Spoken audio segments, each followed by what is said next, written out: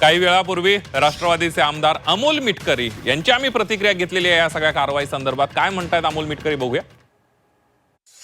अहो, अजितदादांसारखा इतक्या मोठ्या नेत्याच्या विमान दुर्घटनेचा इतका मोठा प्रसंग ज्यात अख्खा महाराष्ट्र एक महिन्यापासून साधारणपणे हळहळतोय आणि तुम्ही आता एक महिन्यानंतर सांगताय की व्हीएसआर कंपनीची विमानं नादुरुस्त होती, त्यांच्या चुका होत्या.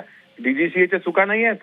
कुठे आहे तो कपूर नावाचा पायलट? कुठे आहे साहिल मदन आणि यश ज्यांना तुम्ही ट्रॅफिकमध्ये अडवून ठेवलं?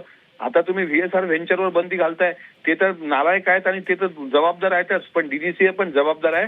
त्याच्यामुळे त्यांनी दिलेला अहवाल म्हणजे उशिरा सुचलेलं शहाणपण आणि व्हीएसआरवर दोष काढणं म्हणजे त्यांनी ते मरण त्यांच्यावर लोटलंय. पण एक गोष्ट मात्र त्यांनी कबूल केलेली आहे की जे नादुरुस्त विमान होतं ते दादांना दिलं गेलं होतं आणि त्यांनी हे पण सांगावं डीजीसीएने की मी जो आरोप केलाय, अमोल मिटकरींनी जो आरोप केलाय की डिसेंबरमध्ये 50-50 कोटी रुपयाचे विमे उतरवले गेले होते या व्हीएसआर कंपनीच्या पायलटचे, त्याबाबत डीजीसीए का पुरावा देत नाही? म्हणून आमदार रोहित पवारांनी ज्या शंका उपस्थित केल्या होत्या डीजीसीएच्या बाबतीत त्या खऱ्या होताना दिसत आहेत. त्यामुळे या डीजीसीए कंपनीवर एफआयआर झाला पाहिजे आणि व्हीएसआरवर तर झालाच पाहिजे. त्याच्यामुळे हे फार गंभीर आहे आणि इतक्या उशिरानं राज्याच्या उपमुख्यमंत्र्यांच्या विमानाच्या दुर्दैवी अपघातानंतर जर आता त्यांना अक्कल आणि शहाणपण आलं असेल तर हे किती दुर्दैवी आहे असं म्हणावं लागेल. त्याच्यामुळे ही सुद्धा लोक तितकीच दोषी आणि तितकीच बदमाश आहेत.